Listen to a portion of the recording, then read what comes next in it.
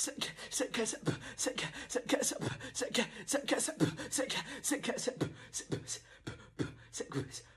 dia avatar pengendali lini tengah MU dan Inggris yang lama menghilang, Avatar Maino. Biawak out kali ya kan.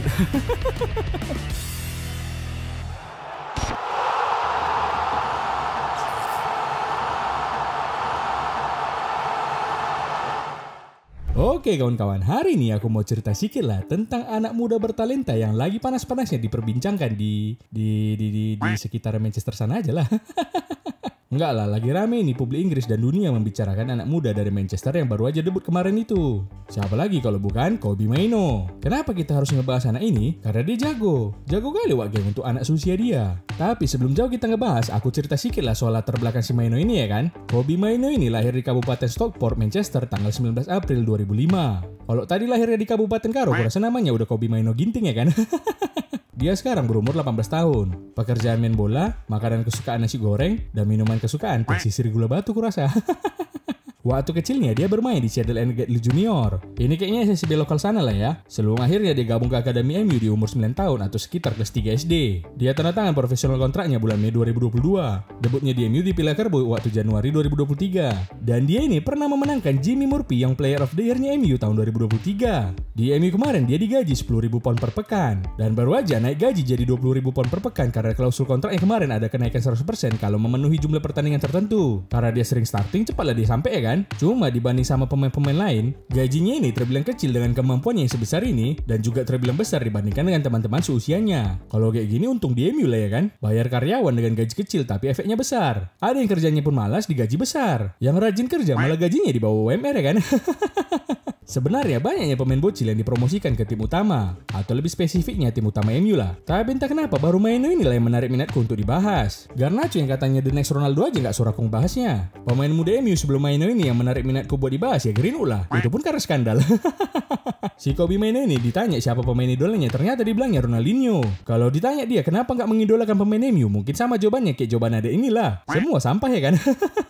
Kalau nengok gaya mainnya nggak cocok si Kobbie Mainoo ini, namanya Kobbie Mainoo. Idolanya Ronaldinho, gaya mainnya kayak orang Brazil. Nama yang cocok ya Kobbie Mainoo lah ya kan. Gitu dibilangnya idolanya Ronaldinho, masuk akal lah kenapa dia bisa gocek-gocek kayak gini ya kan. Pasti karena banyak ditontonnya video Ronaldinho. Untunglah yang diidolakannya bukan Lingard ya kan. Kalau si Lingard, gak usah lah dulu menggocek, passingnya aja pun jelek. Dia juga bilang yang bantu dia banyak berkembang juga karena di MU dia banyak belajar dari pemain dengan gelar banyak UCL, Casemiro, dan pemain dengan banyak bacotnya, Bruno. Untunglah dia nggak belajarnya sama pemain yang banyak mikirnya macam Rashford, dan pemain yang banyak pusingnya kayak Anthony ya kan? Ya enggak lah, nol. Orang itu yang perlu belajar sama aku. Kobbie Mainoo ini keturunan Ghana wak geng. Bapak mamanya orang Ghana. Tapi karena dia dari kecil udah di Inggris, jadi dia lebih milih main buat Inggris. Bisa aja sebenarnya di kemarin membela timnas Ghana karena nggak kunjung dipanggil ke timnas senior. Padahal di U17, U18 dan U19 sudah diikuti Mainoo bersama timnas Inggris. Cuma baru kemarin lah akhirnya Mainoo dapat kesempatan dipanggil ke timnas senior. Mungkin karena dia ini dipromosikan juga sama kawan-kawannya ke si Southgate. Dia bilang orang inilah sama si Southgate ya kan. Bang, masukkan itu si Mainoo bang. Jago kali dia itu. Lebih jago dari kau nggak? Iya bang, lebih jago dari aku. Ya udah kalau kayak gitu kau keluar lah biar dia yang masuk. Alamak, janganlah. Cemana kalau dia yang masuk, abang yang keluar. Matamu itu. Kobbie Mainoo ini juga masih tinggal bareng orang tua. Cuma tinggal bersama orang tua juga nggak menjamin kalau dia ini jadi orang baik-baik. Tapi kemungkinan baiknya masih lebih besar lah ketimbang di usia remaja beranjak dewasa kayak gini nggak tinggal sama orang tua. Soalnya di usia kayak gini lah masih labil-labilnya kali lah anak-anak ya kan. Apalagi kalau dia salah pergaulan. Maulah nanti dia suka melawan orang tua, marahin orang tua, nyuri duit orang tua, sampai terakhirnya minum orang tua. Aduh, kacau kali ya. Kalau dibandingkan dengan bocil 18 tahun lain yang kadang udah banyak kali gayanya padahal belum apa-apa, Kobbie Mainoo ini sejauh ini masih jauh dari kritik. Anak ini main cewek pun enggak, tapi nggak tahu lah ya. Tak cantik permainan anak ini ya kan, makanya nggak ketahuan. Tapi aku rasa enggak lah. Kayaknya dia sekarang sepenuhnya masih fokus dengan sepak bola. Sampai gaji dia banyak kali lah aku rasa baru nanti dia bandel kayak abang-abangnya. Kobbie Mainoo ini ku tengok paket lengkap midfielder lah. Dia ini bisa ngisi banyak posisi di tengah. Dia bisa jadi gelandang bertahan, gelandang tengah, gelandang serang. Terus dia ini juga skillful. Dia juga bisa nahan bola, ngatur tempo, melunasi utang negara pun bisa dia kurasa. Dia ini tahu timing kapan dia harus dribble, kapan dia harus passing, kapan dia harus tackling, dan ini gila kali wak. 18 tahun coba, setara anak SMA udah bisa dia punya kemampuan kayak gini. Anak 18 tahun sekarang kapan ngerjain PR aja nggak tahu, apalagi disuruh ngatur lini tengah MU. Kalau disuruh mengatur lini tengah MU yang umur 30 pun nggak tahu nol.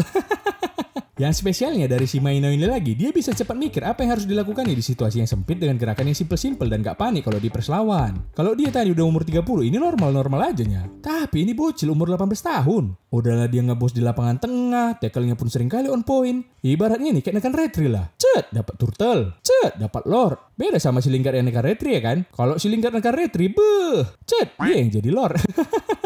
Lompas dan terupasnya si Maino ini juga bagus. Bahkan banyak yang ngerasa dia ini macam legend MU Paul Scholes, dan ada juga yang bilang dia mirip Clarence Seedorf. Tapi kalau aku bilang gak kayak gitu kali lah. Kalau aku tengok ada hal yang kurang dari Maino ini dibandingkan dengan dua legend tadi. Kekurangannya si Maino ini dia gak bisa syuting jarak jauh. Beda dengan Scholes dan Seedorf yang syutingan dari luar kotak penaltinya bagus. Syutingan si Maino ini bukan tipe banger kayak Scholes gitu. Padahal sebenarnya pemain tengah butuh kemampuan inilah. Manakala striker lagi gak bisa bikin gol dan winger juga gak bisa bikin gol, pemain tengah bisa jadi jawaban kebuntuan tim kalau dia bisa nyetak gol dari luar kotak penalti. Tapi soal syutingan jarak jauh mungkin dia bisa belajar lah dari Bruno ya kan. Meskipun nanti agak ngoceh-ngoceh sikit si Bruno, tahan-tahankan aja lah sikit ya kan. Yang penting dapat ilmunya. Syutingan si Maino ini tipenya lebih ke placing. Tapi itu juga berbahaya kok. Pokoknya anak ini main sesimpel dan seefektif mungkin lah. Gak kayak si Rashford, banyak kali mikirnya. Atau kayak si Anthony yang banyak kali gayanya. Kalau yang kebanyakan mikir dan kebanyakan gaya nol, ya si Lingard lah.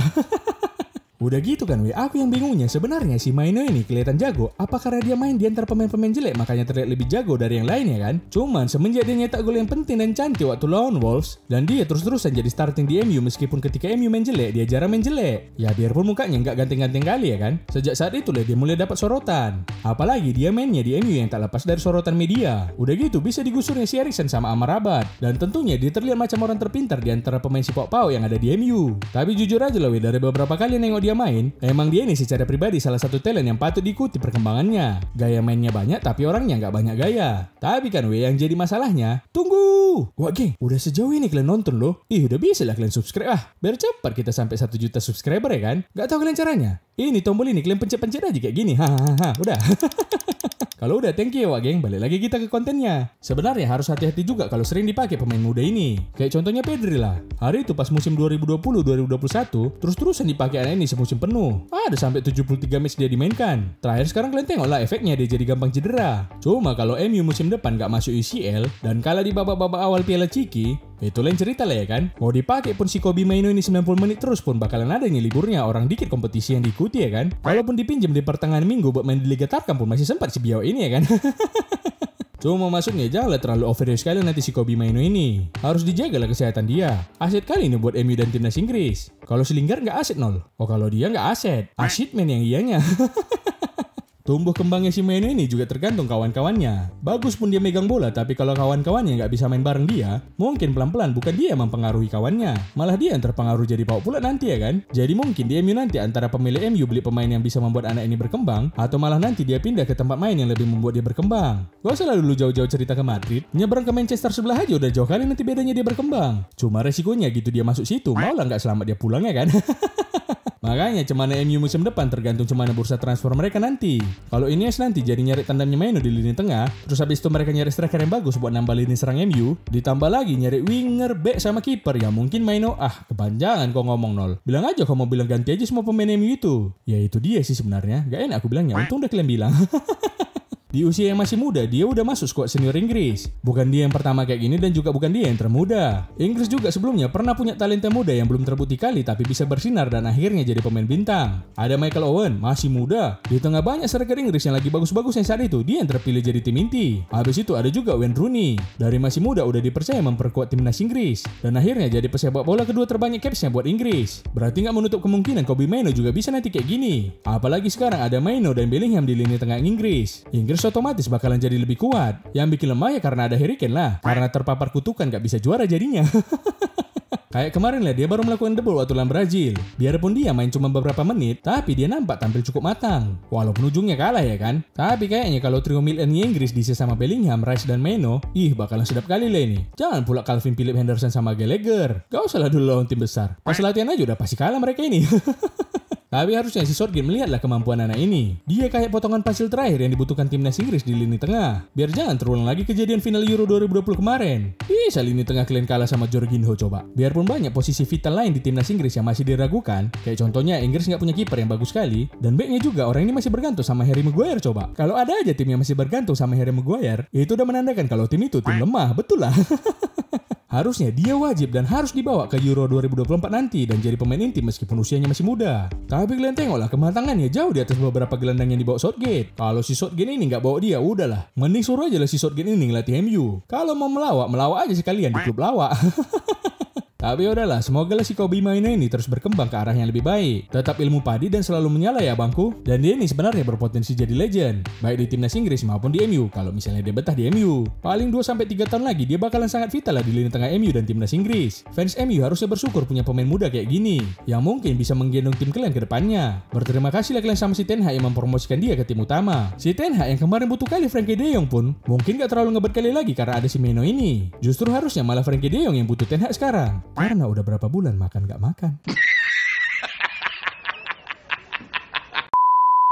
Oke lah, itu aja lah cerita dari aku. Nah, kalau menurut kalian gimana si Mainoo ini? Terlalu dianggap berlebihan atau emang dia sebenarnya juga jago? Nah, coba kalian bacotin lah di kolom komentar. Oh iya, kalau ada pemain lain yang kalian pengen dibahas kayak gini, boleh juga kalian bacotin di bawah ya, Wak Geng. Ya mana tahu nanti ku bikin ya kan. Udah dulu ya, Wak Geng. Mau kutanya dulu si Mainoo ini, kenapa dia mengidolakan Ronaldinho dan bukan Lingardinho? Ada yang salah kayaknya dari otaknya ini ya kan? Dari Wak Geng.